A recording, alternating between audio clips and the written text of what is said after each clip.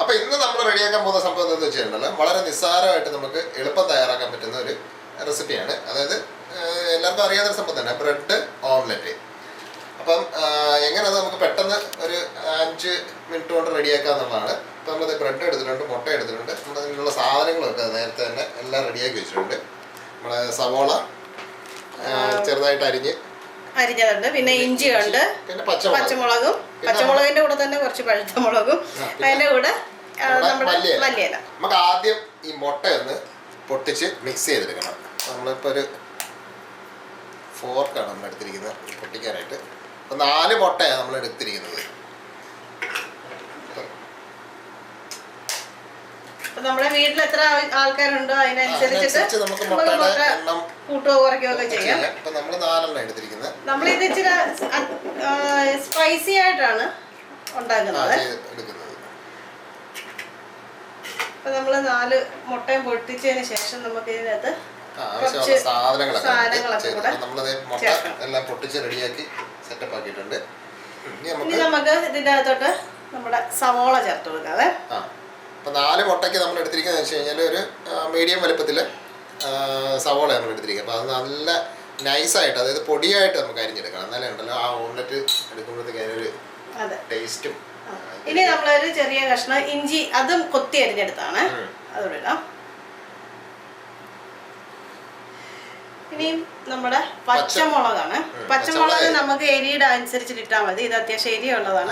നല്ല എരിയാണ്. ഇപ്പൊ കുട്ടികൾക്കൊക്കെ ഉണ്ടെങ്കിൽ അധികം എരിയുടെ ആവശ്യമില്ല. അപ്പൊ അതുകൊണ്ട് നമ്മൾ അതിനനുസരിച്ച് നമ്മൾ പച്ചമുളക്. ഇനി കുറച്ച് മല്ലിയില നമുക്ക് അവസാനം കൂടെ വേണം. ഇനി നമുക്ക് ഉപ്പിട്ട് കൊടുക്കാം.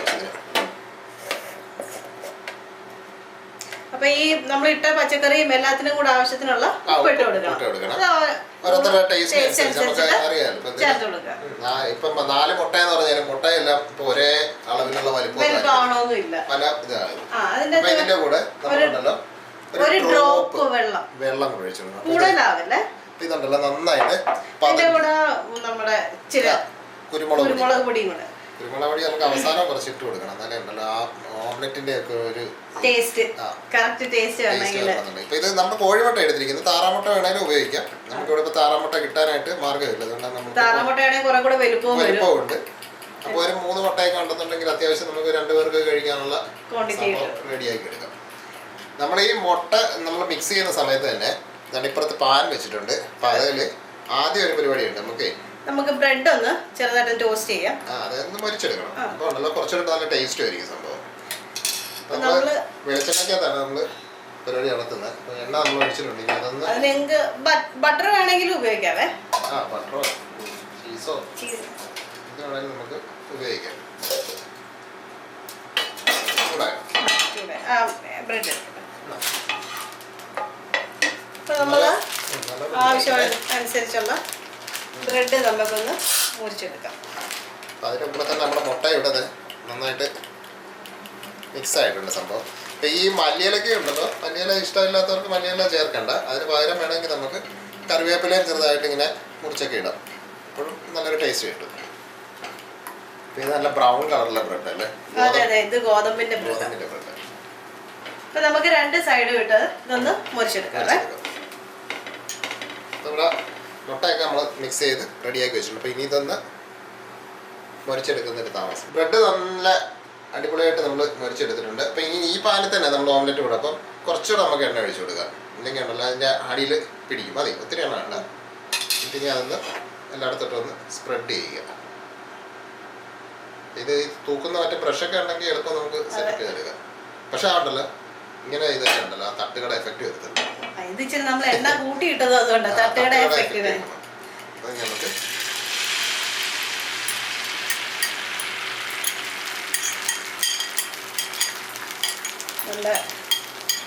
നന്നായിട്ട് ഒഴിച്ചിട്ടുണ്ട്. ഇനി നമുക്കിതൊന്ന് സ്പ്രെഡ് ചെയ്യണം. നമ്മുടെ പച്ചക്കറിയൊക്കെ അത്യാവശ്യം ഒന്ന് റെഡിയാക്കാം. അപ്പോൾ ഇത് നമ്മൾ ഒരു സൈഡ് അത്യാവശ്യം സെറ്റായി കഴിഞ്ഞാൽ ഉടനെ തന്നെ നമ്മൾ ഇതിൻ്റെ ബ്രെഡ് അങ്ങ് എടുത്ത് വെക്കുകയാണ് ഇതിൻ്റെ ചെയ്യുന്നത്. അപ്പോൾ അതാണ് നമ്മുടെ ഇനി അടുത്ത പരിപാടി. അപ്പോൾ നമ്മൾ ടോസ്റ്റ് ചെയ്ത് വെച്ചിരിക്കുന്ന ബ്രെഡില്ലേ അത് നമുക്ക് രണ്ടെണ്ണം അങ്ങോട്ട് വെക്കുക.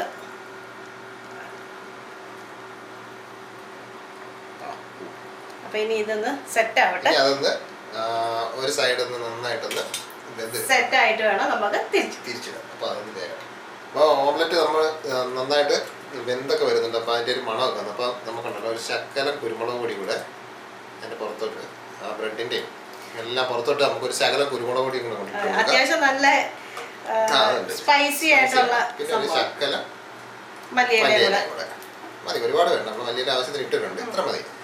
ഇനി നമുക്കിതൊന്ന് ഈ സൈഡൊക്കെ ഒന്ന് വെന്തോന്ന് നമ്മുടെ ഈ സ്റ്റൗവിലൊക്കെ വെക്കുമ്പോഴേ ഒരു സൈഡ് വേഗം ഒരു സൈഡ് വേഗം വരുമ്പോൾ നമുക്ക് മറിച്ചിടുമ്പോൾ ഉള്ളൊരു പ്രശ്നം വരുമല്ലോ. അപ്പൊ ഇനി നമുക്കിതൊന്ന് ഫോൾഡ് ചെയ്യണം. പതുക്കെ നമുക്കിത് സൈഡിൽ നിന്ന് പോകാതെ പൊട്ടിപ്പോകാതെ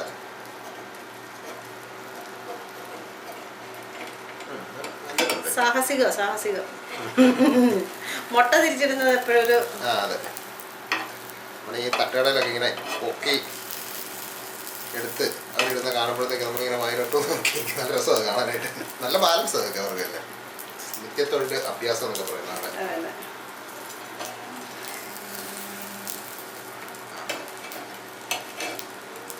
എനിക്ക് എന്തൊരു വശമില്ല.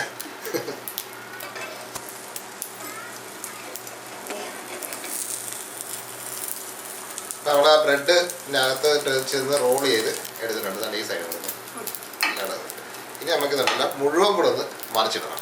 അതാണ് പിടിച്ചോണ്ട് പിടിച്ച് ആ ബ്രെഡെ കൂടെ ഇനി ഇവിടെ കിടന്ന് ഈ സൈഡിൽ കൂടെ നന്നായിട്ടൊന്ന് വെറുതെ കിട്ടണം. അപ്പോൾ ഒരു 2 മിനിറ്റ് മതി. അപ്പം നമ്മുടെ സംഭവം പരിപാടി കഴിഞ്ഞു. മുട്ട വേഗം വളരെ എളുപ്പമല്ലേ. മുട്ട ഓംലെറ്റ് കഴിക്കാൻ എല്ലാവർക്കും അറിയാമല്ലോ. ഇതുപോലെ പരീക്ഷിച്ച് കഴിക്കും. സംഭവം ഇടുക. മറ്റേ ബട്ടറൊക്കെ ആണെന്നുണ്ടെങ്കിൽ ഉണ്ടല്ലോ വേറൊരു നല്ലൊരു നമ്മള് വേറെ 2 ഇതും കൂടെ എടുത്ത് വെച്ചിട്ടില്ലേ, അതും കൂടെ നമുക്ക് ഒരു സാൻഡ്വിച്ച് സ്റ്റൈലും ആകും. നമുക്കിതൊന്ന് കട്ട് ചെയ്യണം. നമുക്കിത് മുഴുവൻ മുടക്കിന് എടുത്ത് കഴിക്കാൻ പറ്റത്തില്ല. അപ്പൊ സെൻട്രൽ വെച്ചിട്ട് നമുക്കിത് കട്ട് ചെയ്യണം. നല്ല മണമല്ലേ? നല്ല മണം.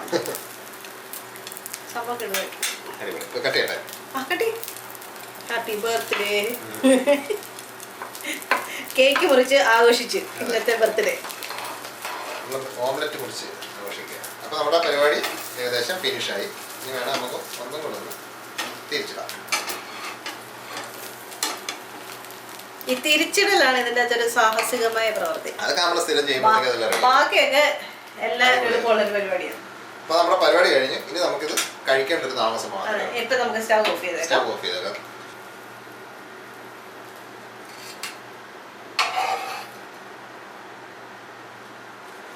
അപ്പോൾ നമ്മുടെ ബ്രെഡ് ഓംലെറ്റ് റെഡിയായി.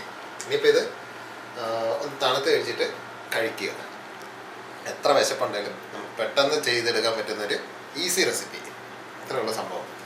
അപ്പോൾ വീഡിയോ ഇഷ്ടപ്പെട്ട് കഴിഞ്ഞാൽ ലൈക്ക് ചെയ്യുക, ഷെയർ ചെയ്യുക, പിന്നെന്താ സബ്സ്ക്രൈബ് ചെയ്യുക. പിന്നെ ആ ബെല്ലൈക്കണും കൂടെ ഒക്കെ ഒന്ന് ഓൺ ചെയ്ത് വെച്ച് കഴിഞ്ഞാൽ നമ്മുടെ നോട്ടിഫിക്കേഷൻ ഒക്കെ കിട്ടും.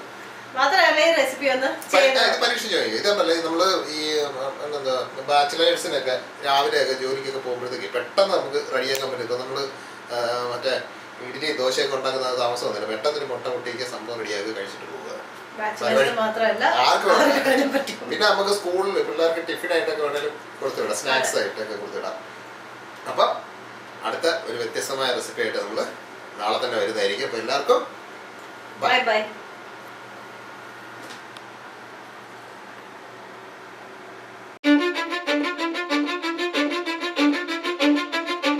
I don't give a fuck what you say. Yeah, I'ma do shit my way. So you can go kick rocks, I'ma stack bricks up, build what I want to make. Yo, I got a lot of shit to say, so I'ma do this every day. I'll be writing things until I'm fucking buried in my grave.